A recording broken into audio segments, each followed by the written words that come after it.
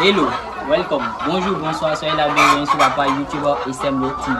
Je me nomme Abdul Kamil Samassi à l'état civil, votre ingénieur technique d'élevage et promoteur de la page YouTube SMO Service d'élevage et d'agriculture. Présentement, je me trouve à Agboville sur la ferme X, dont je vais taire le nom, une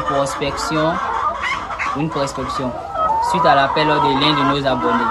Après constat, qu'est-ce que nous avons remarqué? C'est tout de suite après la publicité.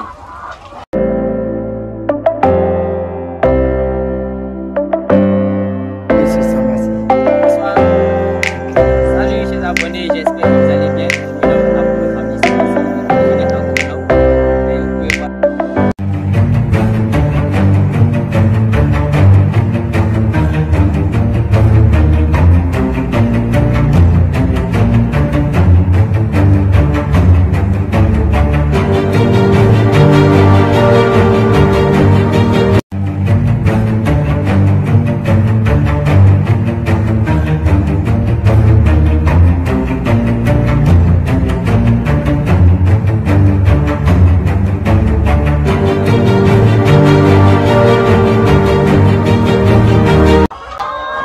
Après prospection, quel constat j'ai eu à faire? Vous avez le nombre de condois qui est vraiment qui est assez. C'est-à-dire il y a plus de condois que de sujets. Donc ça occupe de l'espace inutilement. Je vais monter le condois.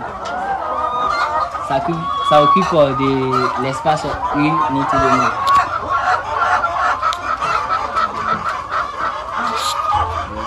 Vous pouvez voir le nombre de condois qui est un peu partout. Donc on va réduire le nombre de condois. Maintenant, deuxième constat. Vous pouvez voir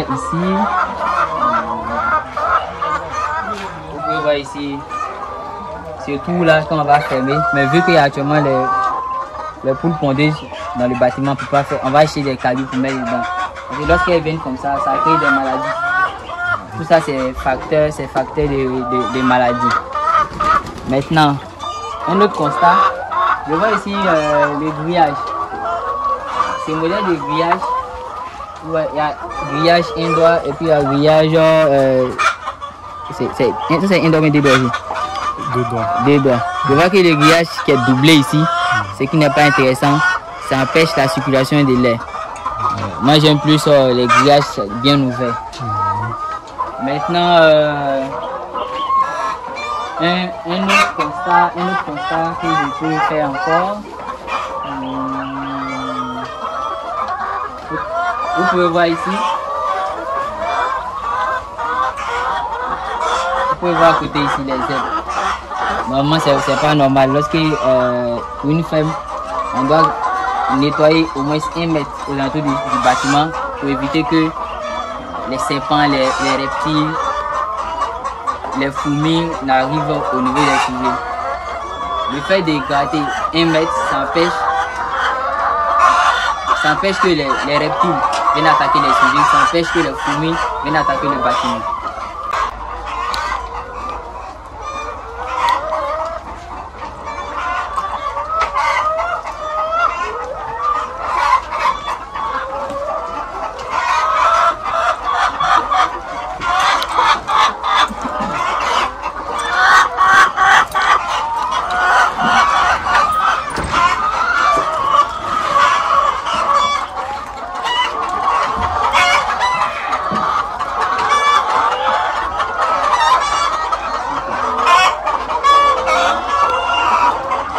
On peut voir également ici, ça peut faire le même constat,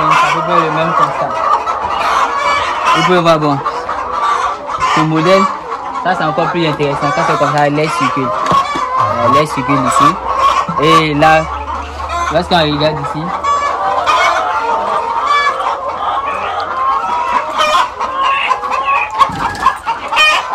c'est de ça que je parlais tout à l'heure.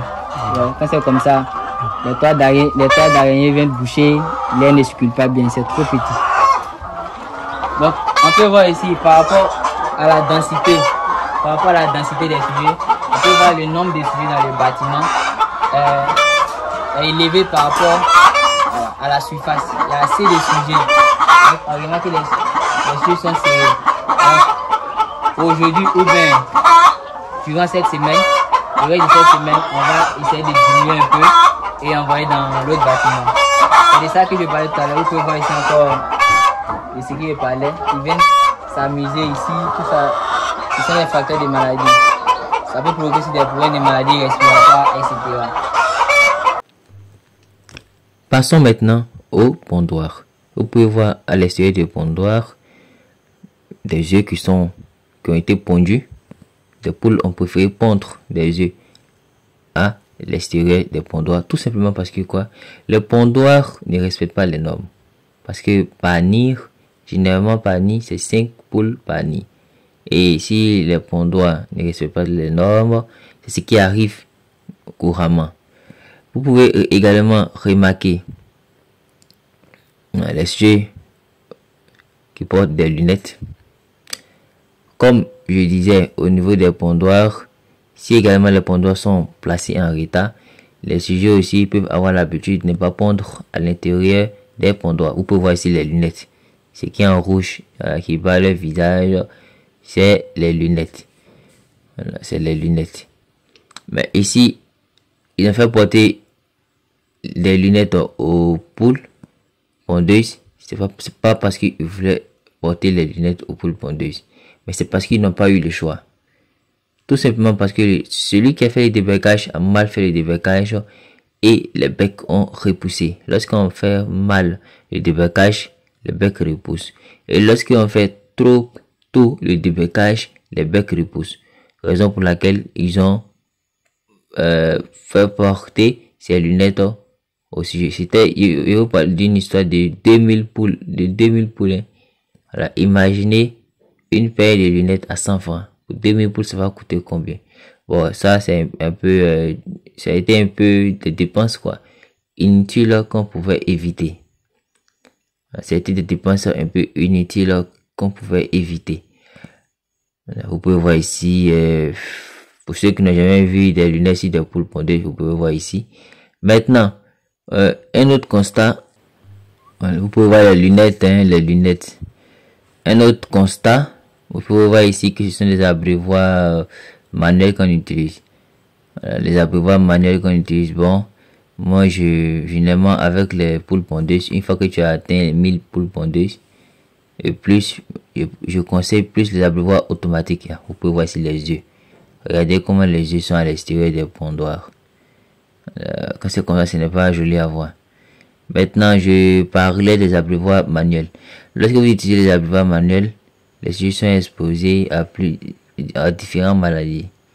Voilà, c'est vrai que les abreuvoirs automatiques sont chers, mais c'est encore plus conseillé pour les poules pondeuses. Pour les poules pondeuses. Vous pouvez voir ici des abreuvoirs manuels. Ici, les sujets mettent de la saleté dans l'eau de boisson. Dans l'eau de boisson qu'ils vont, eux-mêmes, ils vont boire encore. Parce que souvent même, ils aiment grimper même sur les abreuvoirs où ils vont déféquer. Soit sur l'abreuvoir ou bien à l'intérieur. Sur l'abreuvoir, lorsqu'ils vont déféquer sur l'abreuvoir, les selles là vont tomber dans l'eau. Vous voyez, non? Ils vont boire cette même eau encore. Lorsqu'ils vont consommer cette même eau de boisson, ça va les rendre malades. Donc voilà pourquoi les abreuvoirs automatiques sont mieux conseillés. Vous pouvez voir maintenant à l'extérieur du bâtiment. À l'extérieur du bâtiment, regardez, vous voyez un peu les zèbres. Lorsqu'il y a assez d'herbes, comme vous pouvez le constater, ça fait que les serpents viennent, les fourmis viennent. Donc, même les reptiles en tout cas. Il faut éviter que les zèbres viennent. À 1 mètre du bâtiment, il faut bien gratter avec de la daba. C'est-à-dire, faire ça lisse comme une terrasse. Gratter 1 mètre autour du bâtiment. Vous pouvez voir ici le grillage. Moi, j'aime plus les grillages bien larges. Soit vous prenez des filets ou bien vous prenez des grillages galva bien larges. Comme ça, le vent circule bien. Le vent circule bien. Parce que ce type de grillage, voilà, surtout les grillages indoors, ça se bouche et l'air ne passe pas bien. Vous pouvez voir le bâtiment. L'écart entre ces deux bâtiments, vraiment, n'a pas été respecté. Généralement, même si vous avez pris l'écart n'est pas trop grand, au moins 10 mètres. Voilà, au moins 10 mètres, mais regardez cette distance. À peine même si ça vaut 4 mètres. Donc l'écart entre deux bâtiments, dans les normes, c'est 20 mètres. Mais si vous n'avez pas assez d'espace, vous pouvez prendre 10 à 15 mètres. Voilà, vous pouvez voir. Il y a assez d'herbe autour du bâtiment. C'est pas normal. Il faut gratter 1 mètre. Voilà, il faut gratter 1 mètre autour du bâtiment pour pouvoir voir, pour pouvoir empêcher que les serpents ne viennent. Voilà, attaquer les poules. Pour pouvoir empêcher que les fourmis également viennent attaquer les poules. C'est très important. C'est très important. Là, vous pouvez voir, voilà, c'est ce modèle de filet là, c'est ce modèle de grillage tout. Lorsque les trous sont larges, c'est ce qui est intéressant. Bon, ça, comme ça, c'est un peu petit. Je n'aime pas trop.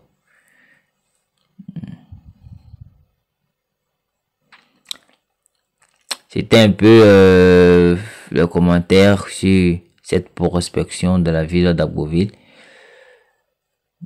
C'était Abdul Hamid Massi. Si vous avez aimé cette vidéo, pour nous encourager tout simplement, vous avez que à liker la vidéo. D'abord, abonnez-vous, activez la cloche de notification et partagez la vidéo au maximum dans les différents groupes que vous êtes, à Facebook, WhatsApp, mettez ça également en statut, partagez avec vos amis pour nous encourager à ajouter de nouvelles vidéos. Car si vous vous abonnez à cette page, si vous activez la cloche de notification, vous serez tenu au courant des prochaines vidéos. Ça est l'eau simple, non? Ne mettez pas ça là.